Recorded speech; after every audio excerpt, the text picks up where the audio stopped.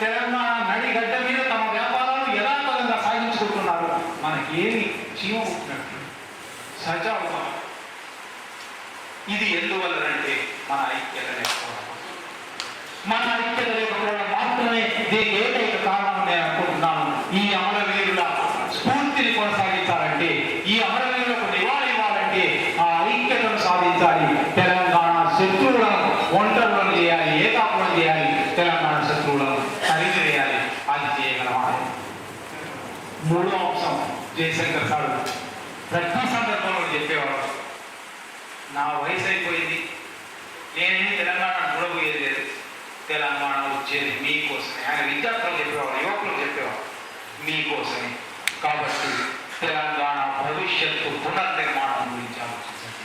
గనులన్నింటినీ, అక్కడి ఖనిజాలన్నింటినీ అమ్మేసుకొని కొన్ని వేల కోట్ల రూపాయలు సంపాదించినట్టుగా తెలంగాణ ఖనిజాలను అమ్మపోయే ముఖ్యమంత్రి వస్తాడా? లేక తెలంగాణ వనరుల మీద తెలంగాణకి అధికారం, తెలంగాణ ప్రజలకి అధికారం అనే ఆకాంక్ష నెరవేరుతుందా? ఒక సుభిక్షమైన తెలంగాణ, ఒక ప్రజల తెలంగాణ అది ఏర్పరిచిన నాడు మాత్రమే దొడ్డి కొమరయ్యకు ముందు వెనక ఉన్న వందలాది మంది మన జాతి అమరవీరుల త్యాగాలకు నిజమైన నివాళి అర్పించినట్టు అవుతుంది. దొడ్డి కొమరయ్య ఫౌండేషన్ ఇటువంటి ఆలోచనలను ఇంకా ముందుకు తీసుకోవాలని ఆకాంక్షిస్తూ ఓపికగా ఎంతసేపు విన్న మీ అందరికీ కృతజ్ఞతలు.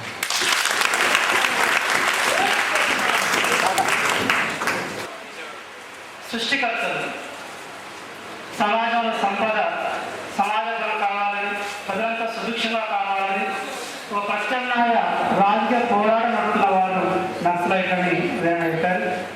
నేను భారత రాజ్యాంగ నిర్మాత అంబేద్కర్ వాక్యానం నక్సలైట్ల సిద్ధాంతం ఒకటే అని అన్నారు. అంబేద్కర్ సామాజిక ఆర్థిక రంగాలలో అసమానత్వాన్ని ఎక్కువ కాలం కొనసాగించినట్లయితే, దీర్ఘకాలం కొనసాగించినట్లయితే రాజకీయ ప్రజాస్వామ్యానికి, పొలిటికల్ డెమోక్రసీకి హాని కలుగుతుంది.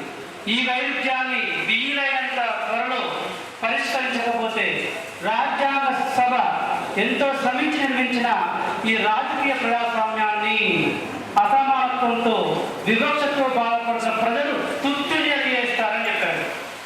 మావోయిస్టుల మార్గం అదే, అంబేద్కర్ మార్గం కూడా అది. ఇప్పటికి మనం రాజ్యాంగంలో అనేక విలువల సాధన గుర్తిస్తున్నాం, రాజ్యాంగంలో పోరాట రూపాలు ఎంచుకుంటున్నాం.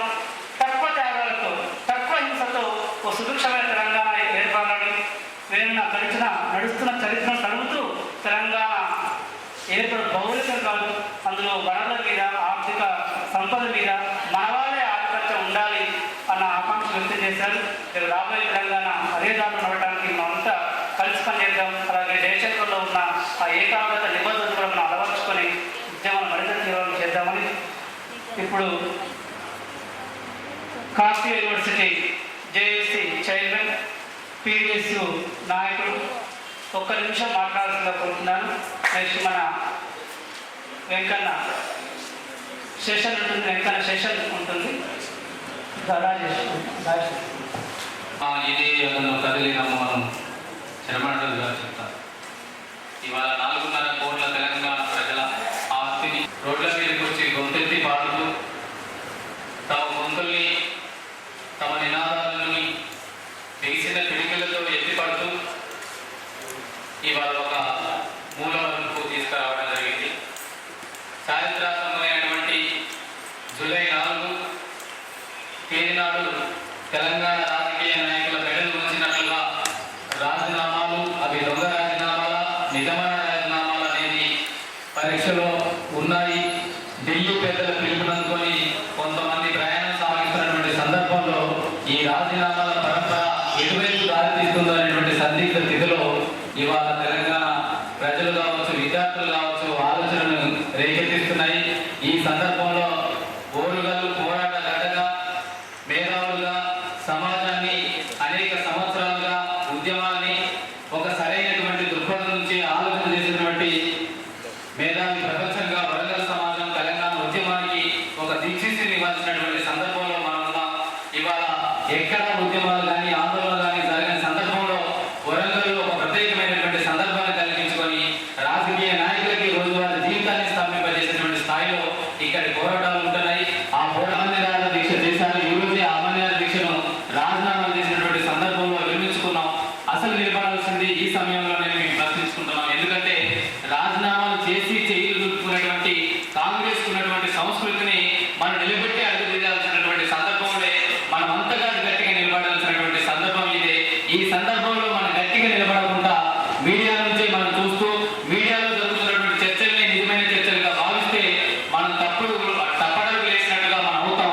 సజీవమైనటువంటి ఉద్యమాన్ని ఈ ఓరుగల్లు గడ్డ మీద నుంచి నింపుకొని నిజంగా దొడ్డుకుపోయినటువంటి అమరత్వం పొందినటువంటి నాయకులకి విద్యార్థులకు కూడా నిజమైనటువంటి నివాళులు అర్పించగలిగినటువంటి వాళ్ళ మొత్తం అని చెప్తూ జయశంకర్ సార్ ఏదైతే ఆశలను ఈ ఓరుగల్లుకు తెలంగాణ ప్రపంచానికి అందించాడో ఆ ఆశయాలను ఒడిచిపట్టుకున్నటువంటి ఓరుగల్లు పోరాట బిడ్డలుగా మనం ముందుకు తీసుకుపోవడంలో క్రియాశీలకమైనటువంటి పాత్రను పోషించాలని ఆ క్రమంలో తెలంగాణ రాష్ట్రం ఏర్పడేంత వరకు కూడా రాజీనామాలు చేసినటువంటి రాజకీయ నాయకుల్ని ఉప ఎన్నికలకు పోకుండా కట్టడి చేయాల్సినటువంటి బాధ్యత ఉద్యమకారులుగా మన మీద ఉందని, అదేవిధంగా